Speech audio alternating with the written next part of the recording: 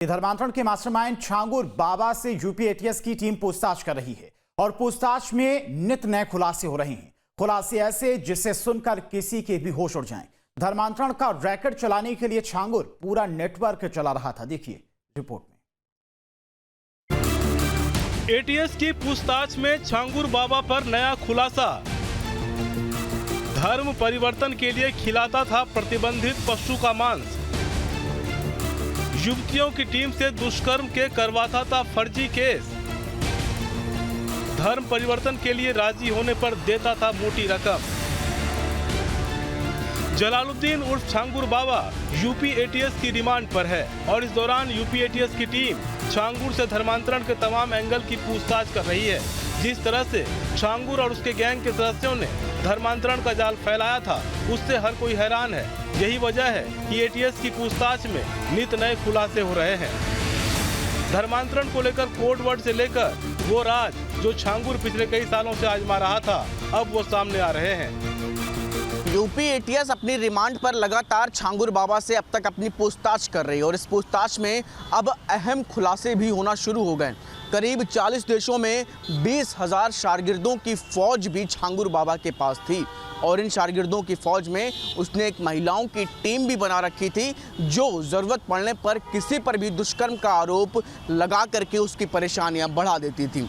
इसी तरह वो लगातार इन टीमों के माध्यम से अपने इस गैंग को पूरी तरीके से एक्टिव रखने का काम करता था।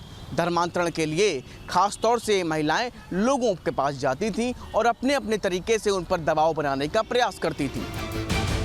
यूपी एटीएस की पूछताछ में एक और बड़ा खुलासा हुआ है। सूत्रों के मुताबिक छांगुर 40 देशों में पैठ और 20,000 शागिर्द होने का धौंस जमाता था। धर्म परिवर्तन कराने के लिए कलमा पढ़ाने का वीडियो बनवाता था। छांगुर पर धर्म परिवर्तन के लिए प्रतिबंधित पशु का मांस खिलाने का भी आरोप है।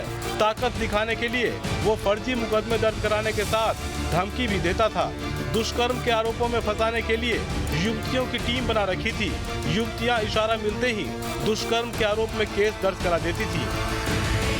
छांगुर बाबा और उससे जुड़े हुए तमाम साथियों का भी अब राज खुलना शुरू हो गया है। बताया जा रहा है कि सीमावर्ती इलाकों में खास तौर से नेपाल में अपने नेटवर्क को मजबूत करने के लिए जो तमाम महिलाएं बीते दिनों अपने धर्म को छोड़ करके मुस्लिम बनी थी, उन सभी को धीरे धीरे नेपाल में आईएसआईएस के उन तमाम लोगों से मिलने के लिए भी वो गया था।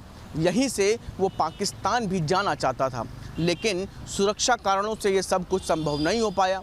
ऐसे में पूरी गतिविधियों को बढ़ाने के लिए उन महिलाओं को जिन्होंने बीते दिनों इस्लाम कबूल किया, उन सब का विवाह भी वो वहीं पर नेपाल में जो रह रहे आईएसआईएस के एजेंट और स्लीपर सेल से कराना चाहता था, जिससे कि इन सीमाओं पर गतिविधि बढ़े।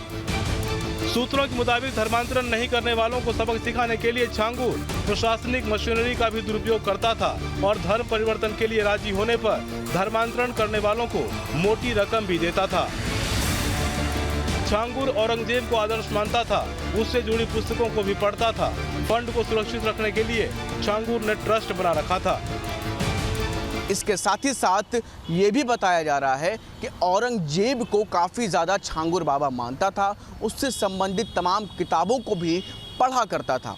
इसीलिए उसी तरीके के इरादों के साथ धर्मांतरण जैसी तमाम चीज़ों को प्रभावी रूप से प्रदेश और देश में अपने नेटवर्क को मजबूत करने के लिए इस तरीके की टीमों को तैयार कर प्रभावी रूप से अपना काम वो कर रहा था।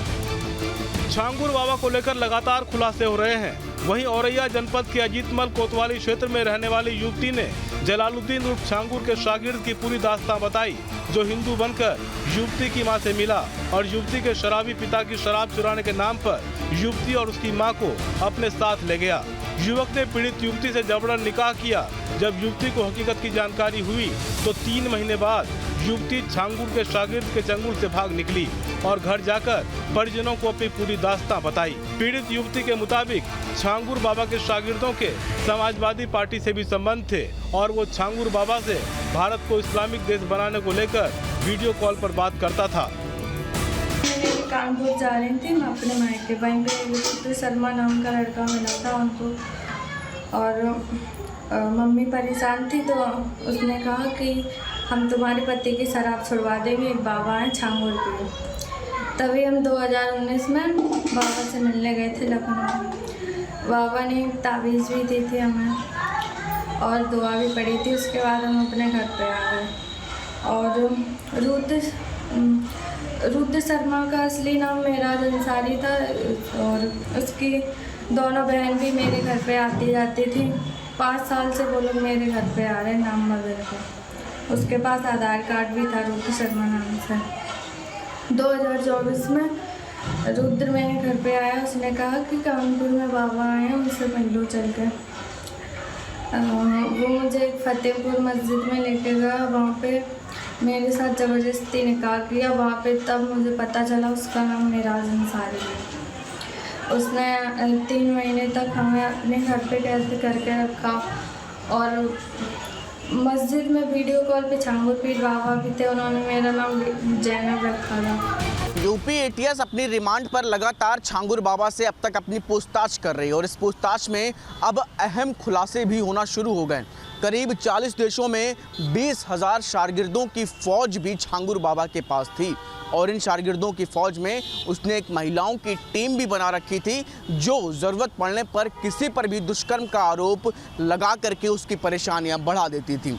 इसी तरह वो लगातार इन टीमों के माध्यम से अपने इस गैंग को पूरी तरीके से एक्टिव रखने का काम करता था। धर्मांतरण के लिए खास तौर से महिलाएं लोगों के पास जाती थीं और अपने अपने तरीके से उन पर दबाव बनाने का प्रयास करती थीं। अब जांच एजेंसियां सिर्फ यूपी ही नहीं देश भर में छांगुर के धर्मांतरण रैकेट की तह तक जांच कर रही है ताकि एक एक कड़ी को जोड़कर इस साजिश का पूरा सच सामने लाया सके। पर पूछताछ में नित नए खुलासे से हर कोई हैरान है।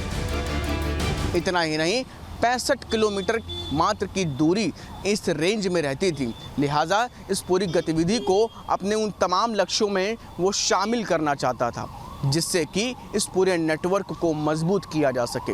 बलरामपुर को एक केंद्र बनाने के लिए उसने अपने आकाओं को खुश करने के लिए बहुत सारे ऐसे तमाम तरीके के काम किए जिससे कि वो उसका नेटवर्क प्रभावी रूप से बेहतर बनता रहे। साथ ही साथ देश से जुड़ी हुई सीमाओं पर भी चहलकदम रहे और सुरक्षा से जुड़ी हुई तमाम जानकारियां भी उस तक पहुंचती रहें। ये तमाम चीज़ें धर्मांतरण, देश की सुरक्षा समेत तमाम चीज़ों के लिए पूरी तरीके से एक व्यवस्था तंत्र तैयार करने का काम छांगुर बाबा कर रहा था। वीडियो जर्नलिस्ट सूफी खान के साथ शुभम पांडे, न्यूज स्टेट, लखनऊ।